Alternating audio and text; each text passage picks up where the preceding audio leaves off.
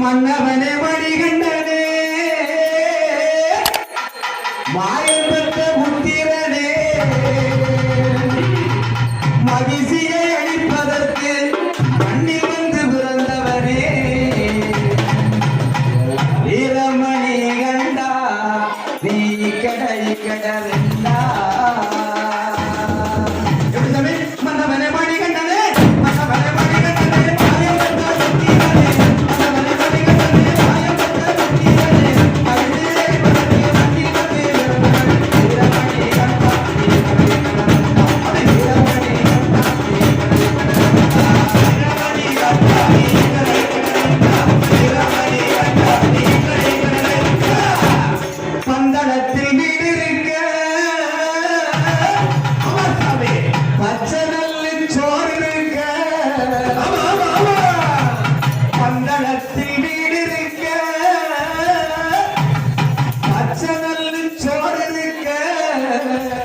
பாண்டுரங்க பெற்ற விட பட்டினியா போகலாமா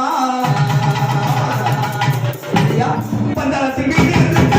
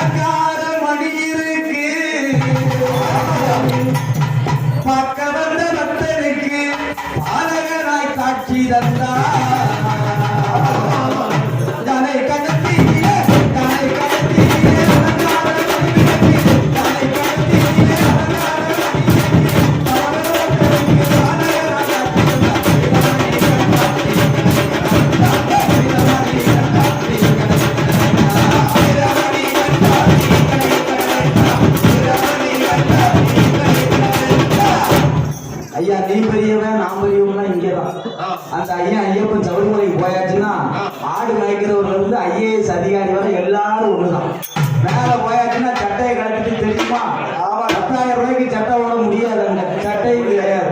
வேட்டி இந்த காய் வெட்டி 75 ரூபாயிலிருந்து 150 ரூபாய்க்குள்ளதான் வேட்டி.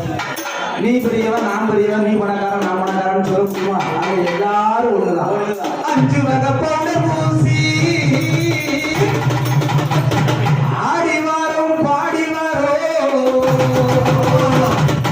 எரிவேலி வெட்டருள்ளி என் ஐயப்பனை பார்க்க போறோம். 5 வகை பூசி 5 வகை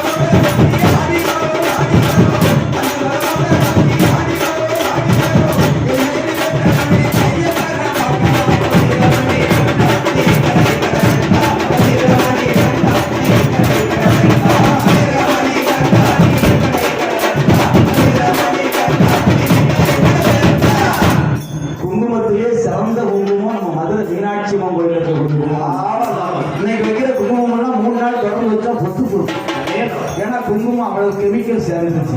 மஞ்சளும் குங்குமமும் அவ்வளவு அழகா இருக்கும். மங்களகரமா இருக்கிறது இந்த பெண்களுக்கு இந்த குங்குமம் தான். அவங்க பூரா பொட்டு வச்சுக்காங்க, பூரா ஸ்டிக்கர் போட்டு ஒட்டிக்கோ கட்டிக்கோ வச்சுக்கோ இப்படிதான் இருக்கு. ஆனா அந்த குங்குமத்துக்கு எவ்வளவு பெரிய மகிமை இருக்கு தெரியுமா? மதுரை குங்குமம் வச்சு மண்டையில கட்டுங்கட்டி மதுரை குங்குமம் வச்சு மண்டையில கட்டுங்கட்டி முன்னால இருக்கும் முடி உன்முடியான் திருமுடியா மதுரை குங்குமம் வச்சு மதுரை குங்குமம் வச்சு மண்டையில கட்டுங்கட்டி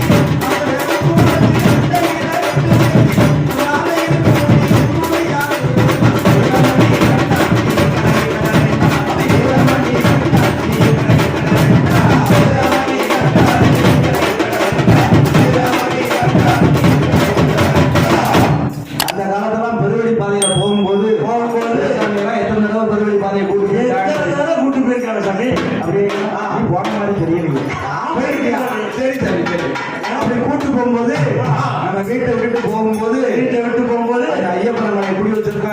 தெரியாது. அதனால என்ன செய்யணும்னா போகும்போது இந்த ஊரை மறந்துட்டு தான் அங்க போகணும். ஊரையும் வீட்டையும் மறந்துட்டு தான் போகணும். தங்கம் அழகா தெரியுங்க. அப்படி இருந்தாலும் நம்ம எல்லாரும் போகும்போது முதல்ல குலதெய்வத்தை வணங்குறோம்ல. கண்டிப்பா. ஆனா நம்ம வீட்டுக்குள்ளே ஒரு குலதெய்வம் இருக்கு. 4 பேர் மதிக்க மாட்டாங்க. யாரு மதிக்கவே மாட்டேங்கிறாங்க. இனிமேலாவது இந்த ஐயப்பங்களுக்கு மாலை கொடுத்து நம்மளாவது போகும்போது அந்த ஆத்தா காலில் விழுந்து வணங்கிட்டு உங்க பேரை சொல்லி போறேன். ஏன்னா நமக்கு உயிர் கொடுத்தவன் அப்பனா இருந்தாலும் நம்மளை பெற்று போட்டவன்